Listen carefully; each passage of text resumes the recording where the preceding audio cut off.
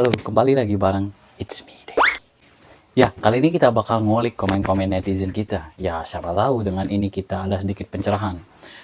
Nah, gak lama ini gua ketemu komenan di Facebook yang bilang suku Bajo itu suku Gipsi laut yang hidupnya berpindah-pindah sebelum ada negara. Mereka adalah salah satu suku Zebulon dari Israel yang hilang, di mana suku Zebulon ini dikenal sebagai pelaut ulung karena tinggal di pesisir pantai. Nah, ini sih punya komen lagi ngomen terkait pemberitaan suku Bajo yang kabarnya diusir di Malaysia. Nah, di sini kita bakal ngulik 3 poin. Pertama, suku Bajo benarkah suku Gipsi laut? Kedua, suku Bajo apakah suku Zebulon yang hilang? Nah, bagi gua ini yang paling penting. Ketiga, benarkah suku Zebulon itu dikenal sebagai pelaut ulung? Oke, let's find out. Pertama, suku Bajo ditemukan memang di banyak tempat. Mereka bermukim dan membentuk pemukiman sendiri.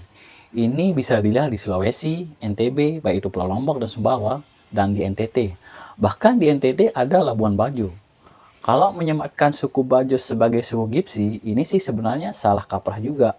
Ini kalau kita bicara suku ya, karena suku Gipsi itu dikenal di Eropa sebenarnya. Sementara kalau kita bicara istilah, sudah jadi hal lumrah kalau sebutan Gipsi itu ya untuk sekelompok orang yang berpindah-pindah. Makanya suku Bajo disebut juga suku Gipsi Laut karena mereka memang berpindah-pindah dari laut satu ke laut lainnya, dari pantai satu ke pantai lainnya. Oke, nextnya, nah gimana dengan pernyataan kedua yang bilang suku Bajo adalah suku Zebulon yang hilang? Apakah pernyataan ini benar atau enggak? Oke, pertama kita bahas dulu siapa suku Zebulon. Suku Zebulon adalah salah satu suku dari suku-suku Israel, yang dimana kita tahu ada 12 suku keturunan dari Israel atau Nabi Yakub.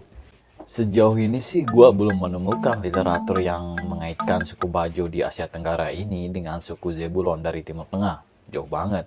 Selama ini kita mengenal suku Bajo berasal dari Filipina. Ini gua rasa ada yang mengaitkannya dengan salah satu ayat di kitab Kejadian. Karena disebutkan di Kejadian ini suku Zebulon akan mendiami tepi laut. Ya, kemudian dikait-kaitkan dengan suku Bajo yang suka mendiami pesisir laut. Di sini ada sedikit cocok logi nggak sih? Oke, yang terakhir, apakah suku Zebulon adalah pelaut ulung? Kalau dilihat dari pendekatan antropologi sih, ya biasanya komunitas yang bermukim di tepi laut, ya biasanya sih adalah pelaut. Masalah ulung apa enggaknya itu, nah kayaknya itu yang jadi pertanyaan.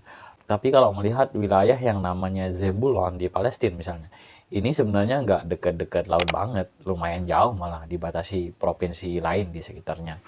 Tapi bisa jadi suku Zebulon ini memang mendiami juga wilayah dekat-dekat laut di Timur Tengah.